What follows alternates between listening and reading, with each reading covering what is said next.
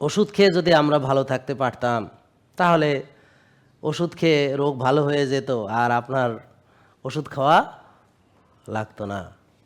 ম্যালেরিয়ার ওষুধ কি কেউ সারা জীবন খায়? টাইফয়েডের ওষুধ কেউ সারা জীবন খায় শুনছেন? ডায়রিয়ার ওষুধ সারা জীবন খেলাম শুনছেন কোনো দিন?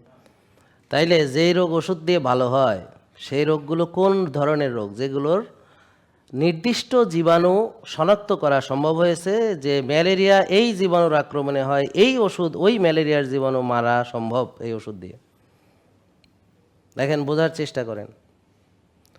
এখন ডায়াবেটিস কোন জীবাণুর আক্রমণে হয়েছে? তো মানুষকে শিক্ষা ব্যবস্থা বা আমাদেরকে ডাক্তার বানানো, আমরা ধরেন শিক্ষা ব্যবস্থার ভিতরে যদি ধরেন একটা মানুষের যে মৌলিক অধিকারগুলো আছে সেগুলো শেখার অধিকার, শিক্ষা তার ভিতরে একটি, ঠিক? যে শিক্ষা তার ভিতরে একটি কিনা মৌলিক অধিকারের ভিতরে, নাকি স্বাস্থ্য?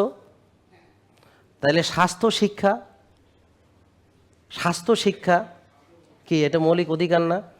তাইলে আপনারা কে কে জানেন তো স্বাস্থ্য শিক্ষা আমাদের আছে কিনা? আপনাদের আছে কিনা? নাই।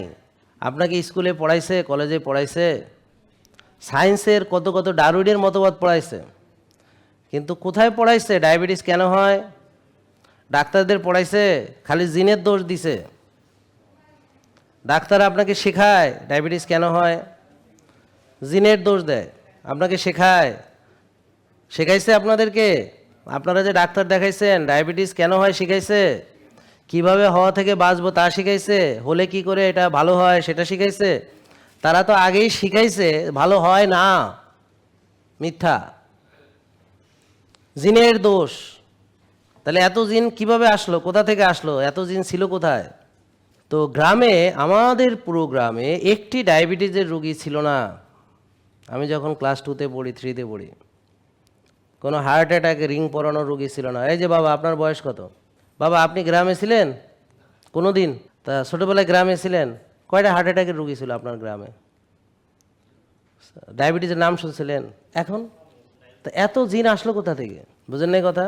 তো আপনাদের পুরো মানে ধরেন আল্লাহ আমাদেরকে শিখিয়েছেন পরিমিতি বোধ বজায় রেখে সব কিছু করতে হবে, মধ্যম পন্থা অবলম্বন করতে হবে। জেকে লাইফস্টাইল লিমিটেড, ওষুধ মুক্ত সুস্থ জীবন।